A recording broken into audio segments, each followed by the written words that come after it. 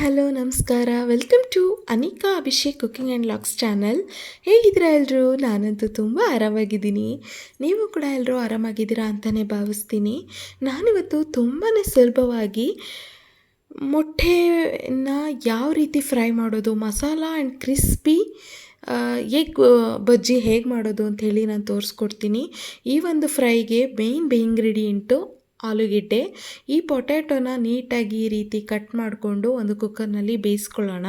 Quantity ಎಷ್ಟು ಬೇಕಾಗುತ್ತೋ ಅಷ್ಟು ಆಲೂಗೆಡ್ಡೆನ ನೀವು ಸೇರಿಸ್ಕೊಳ್ಳಿ. ನನಗೆ ಇಲ್ಲಿ ನಾನು ಜಾಸ್ತಿ ಏನು ಮಾಡ್ತಾಯಿಲ್ಲ, ಹಾಗಾಗಿ ಒಂದು 4 ಮೊಟ್ಟೆ, ಅದ್ರ ಜೊತೆಗೆ ನಾನು 2 ಆಲೂಗೆಡ್ಡೆನ ಈ ರೀತಿ ಹಾಕಿ ಬೇಯಿಸ್ಕೊಳ್ತಾ ಇದ್ದೀನಿ. ಒಂದು ವಿಷಲ್ ಹೊಡ್ಸಿದ್ರೆ ಸಾಕು, ಅಂದರೆ ಆಲೂಗೆಡ್ಡೆ ಬೇಯಿದ್ರೆ ಸಾಕು. ನೋಡಿ, ಈಗ ಆಲೂಗೆಡ್ಡೆ ಮತ್ತು ಮೊಟ್ಟೆ ಎರಡೂ ಕೂಡ ಬೆಂದಿದೆ, ಪರ್ಫೆಕ್ಟಾಗಿದೆ ಅಂತಲೇ ಹೇಳ್ಬೋದು.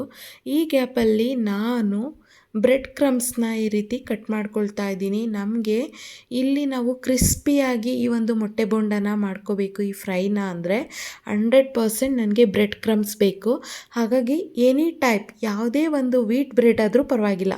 ಸೊ ಬ್ರೆಡ್ನ ತೊಗೊಂಡು ಈ ರೀತಿ ಸೈಡಲ್ಲಿರುವಂಥ ಅದನ್ನೆಲ್ಲ ತೆಗೆದು ಸೆಂಟ್ರಲ್ಲಿರುವಂಥ ಏನು ಬಿಳಿ ಭಾಗ ಇದೆಯಲ್ಲ, ಈ ವೈಟ್ ಬ್ರೆಡ್ಡನ್ನು ಮಾತ್ರನೇ ತೊಗೊಂಡು ನಾವಿಲ್ಲಿ ಒಂದು ಜಾರ್ನಲ್ಲಿ ಪೌಡರ್ ಮಾಡ್ಕೊಳ್ಳೋಣ.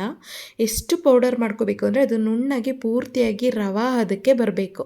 ಆ ಲೆವೆಲಿಗೆ ಅದನ್ನು ಪೌಡ್ರ್ ಮಾಡ್ಕೊಳ್ಳೋಣ.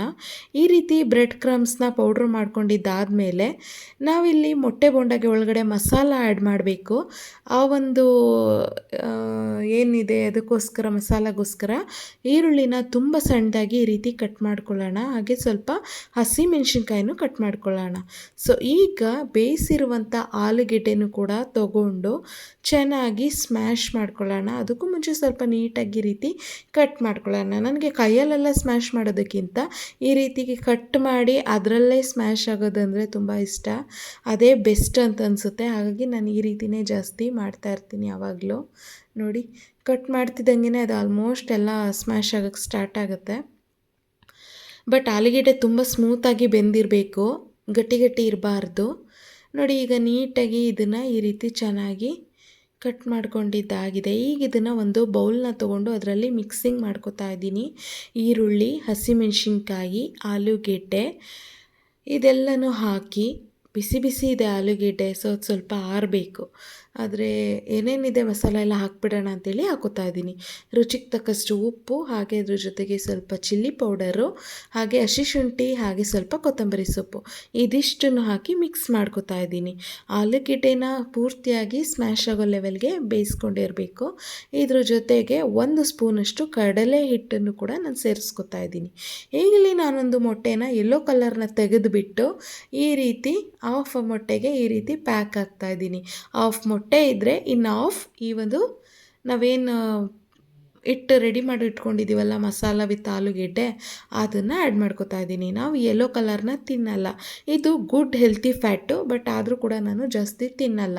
ಹಾಗಾಗಿ ಈಗ ನಾವೇನು ಮಿಕ್ಸ್ ಮಾಡ್ಕೊಂಡಿದ್ದೀವಲ್ಲ ಇದನ್ನು ಪೂರ್ತಿಯಾಗಿ ಹಾಕ್ಕೊಂಡು ಮತ್ತೊಂದು ಬೌಲ್ನ ತೊಗೊಂಡು ಬೌಲ್ನಲ್ಲಿ ಕಡಲೆ ಹಿಟ್ಟನ್ನು ಹಾಕಿ 1 ಸ್ಪೂನಷ್ಟು ಸ್ವಲ್ಪ ನೀರನ್ನು ಹಾಕಿ ಈ ರೀತಿ ಚೆನ್ನಾಗಿ ಒಂದು ಗಂಟಿಲ್ಲದೆ ಇರೋ ಥರ ಮಿಕ್ಸ್ ಮಾಡ್ಕೋತಾ ಇದ್ದೀನಿ. ಸಣ್ಣ ಗಂಟು ಕೂಡ ಇರಬಾರ್ದು. ಸೊ ಮತ್ತೊಂದು ಕಡೆ ಫ್ರೈಯಿಂಗ್ ಪಾನಲ್ಲಿ ನೀಟಾಗಿ ಆಯಿಲ್ನ ಹಾಕ್ಕೊಂಡು ಈ ರೀತಿ ಬೇಯಿಸ್ಕೊಳ್ತಾ ಇದ್ದೀನಿ. ಆಯಿಲು ಬಿಸಿ ಆಗೋವರೆಗೂ ಈ ರೀತಿ ಇಟ್ಟಿರ್ತೀನಿ. ಇಲ್ಲಿ ನೋಡಿ, ಪಕ್ಕದಲ್ಲಿ ಒಂದು ಪ್ಲೇಟಲ್ಲಿ ಬ್ರೆಡ್ ಕ್ರಮ್ಸು, ಹಾಗೆ ಪಕ್ಕದಲ್ಲಿ ಬೌಲ್ನಲ್ಲಿ ಕಡಲೆ ಹಿಟ್ಟನ್ನು ಮಿಕ್ಸ್ ಮಾಡಿರುವಂಥ ಒಂದು ಮಿಶ್ರಣ, ಎಲ್ಲವನ್ನು ಪಕ್ಕದಲ್ಲೇ ಇಟ್ಕೊಂಡು ನಾವೇನು ಮಿಕ್ಸ್ ಮಸಾಲ ಹಾಕ್ಕೊಂಡಿದ್ದೀವಲ್ಲ ಆ ಮೊಟ್ಟೆನ ಈ ರೀತಿ ಹಾಕಿ ಚೆನ್ನಾಗಿ ಈ ರೀತಿ ಕಡಲೆ ಹಿಟ್ಟಲ್ಲಿ ಹತ್ಕೋಬೇಕು.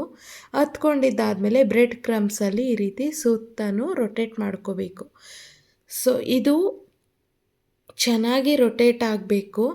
ಇದಕ್ಕೆ ನೀವು ಎಗ್ಗಲ್ಲೂ ಮಾಡ್ಕೋಬೋದು, ಬಟ್ ಈಗ ಇವು ತಿಂತಾ ಇರೋದೇ ಎಗ್ಗು, ಮತ್ತು ಅದನ್ನು ಬಾಯ್ಲ್ ಮಾಡೋಕ್ಕೂ ಎಗ್ ಹಾಕಿದ್ರೆ ಓವರ್ ಆಗುತ್ತೆ ಅಂತೇಳಿ ನಾನು ಕಡಲೆ ಹಿಟ್ಟಲ್ಲಿ ಮಾಡ್ತಾಯಿದ್ದೀನಿ.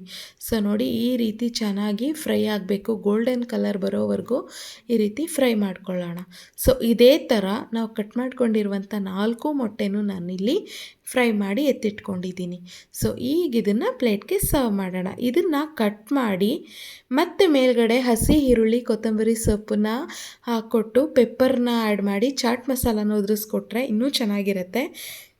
ಈಗಾಗಲೇ ಒಳಗಡೆ ನಾವೆಲ್ಲ ರೆಡಿ ಮಾಡಿ ಅದನ್ನೇ ಹಾಕಿದ್ದೀವಿ ಅನ್ನುವಾಗ ಬೇಡ ಇಷ್ಟೇ ಸಾಕು ಅಂದ್ರೂ ಅದನ್ನು ತಿನ್ಬೋದು. ನೋಡಿದ್ರಲ್ಲ ಎಷ್ಟು ಈಸಿಯಾಗಿ ಮೊಟ್ಟೆ ಬೋಂಡನ ನಾವು ಮಾಡಿದ್ವಿ, ಅದು ಕ್ರಿಸ್ಪಿಯಾಗಿ ಸ್ಪೈಸಿಯಾಗಿ ಅಂತ. ಈ ಒಂದು ಕ್ರಿಸ್ಪಿ ಮೊಟ್ಟೆ ಬೋಂಡ ಮಾಡೋದು ಹೇಗೆ ಅಂತ ತಿಳ್ಕೊಂಡಿದ್ದೀರಾ ಅಂದರೆ ಖಂಡಿತ ನೀವು ಕೂಡ ಟ್ರೈ ಮಾಡಿ.